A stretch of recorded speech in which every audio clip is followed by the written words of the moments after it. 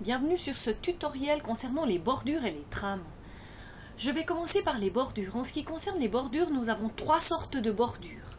La bordure de page, qui se met tout autour des marges du document. La bordure de paragraphe, qui se met d'un bout à l'autre du paragraphe. Et la bordure de texte, qui est le moins utilisée, sauf erreur de ma part, lorsque ça se met vraiment autour des mots. Cette bordure n'est pas très esthétique, elle ne nous permet pas d'avoir un espace avant le mot, en dessus du mot ou en dessous ou à droite. Tandis qu'une bordure de paragraphe, on peut tout à fait paramétrer l'espace qu'on aura avant le mot et la bordure, et puis surtout aussi cet espacement qui se trouve ici. Je vais commencer par la bordure de page. Je vais faire un nouveau document et je vais vous montrer comment mettre une bordure de page. Dans l'onglet Accueil, je vais ici dans les bordures, je prends la petite flèche noire et je descends tout en bas sur bordure et trame. J'ai à ma disposition trois onglets, les bordures de page et les trames. Je vais m'occuper des bordures dans un deuxième temps avec les bordures de paragraphe et de texte, et maintenant je m'occupe des bordures de page puisque je veux mettre mes petites pommes tout autour de la page. Je sélectionne bordure de page et je choisis le motif que je souhaite. Si je veux prendre un motif, par exemple les petits sapins, et je vois mon affichage ici. Je peux tout à fait cliquer sur les sapins pour enlever un endroit, si je veux par exemple mettre que en haut et en bas, ou bien alors choisir un autre motif dans cette zone ici, j'en sélectionne un, et je peux aussi tout à fait travailler dans ce sens. Si je souhaite à nouveau reprendre mes petits sapins, je reprends mes petits sapins, et puis je peux jouer avec cette configuration ici.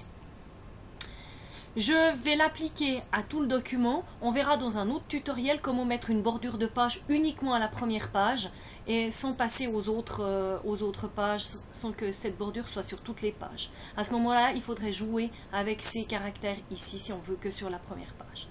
Je valide avec OK et j'ai ma bordure qui s'est mise que en haut et en bas du document.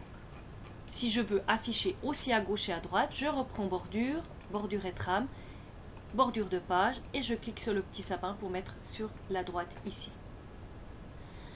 En ce qui concerne les bordures de paragraphe et de texte, si je sélectionne si j'écris mon texte, je peux sélectionner mes données, revenir sur les bordures, bordure et trame tout en bas, et là je suis dans l'onglet bordure cette fois-là. Je peux choisir quelque chose déjà de prédéfini ici, encadrement ou encadrement avec ombre, et ici on a l'ombre qui apparaît sur les deux côtés.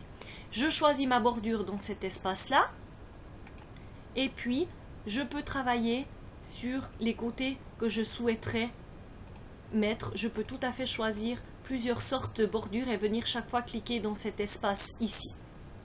Je peux choisir une largeur de bordure, à chaque fois celle que j'ai affichée, je sélectionne, je choisis l'épaisseur et puis je peux cliquer à l'endroit où je veux. Je peux aussi choisir une couleur, je peux tout à fait choisir mon modèle, ma taille, ma couleur et ensuite cliquer pour faire venir uniquement l'élément sur lequel j'ai sélectionné. Je prends par exemple du bleu ici avec cette bordure là, je prends une autre épaisseur plus épaisse et je viens modifier la bordure ici. À ce moment-là, ça va se mettre autour du texte et on va avoir sur toute la largeur du paragraphe, sur toutes les marges. C'est pour ça qu'ici c'est appliqué au paragraphe. Je valide avec OK et je vois que ma bordure s'est mise sur toute la largeur. Je peux travailler à partir de ce moment-là avec les retraits et puis diminuer la largeur de cette bordure et pouvoir déplacer, si je le souhaite, comme bon il me semble, ma bordure sur le paragraphe, sur la ligne. Je peux aussi centrer mes données à l'intérieur de cette bordure.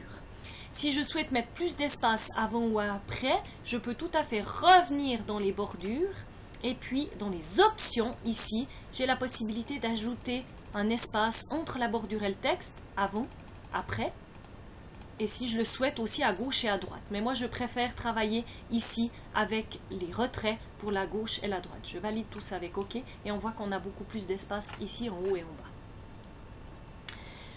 Maintenant, je reviens dans mon autre document. J'avais ici des bordures de texte.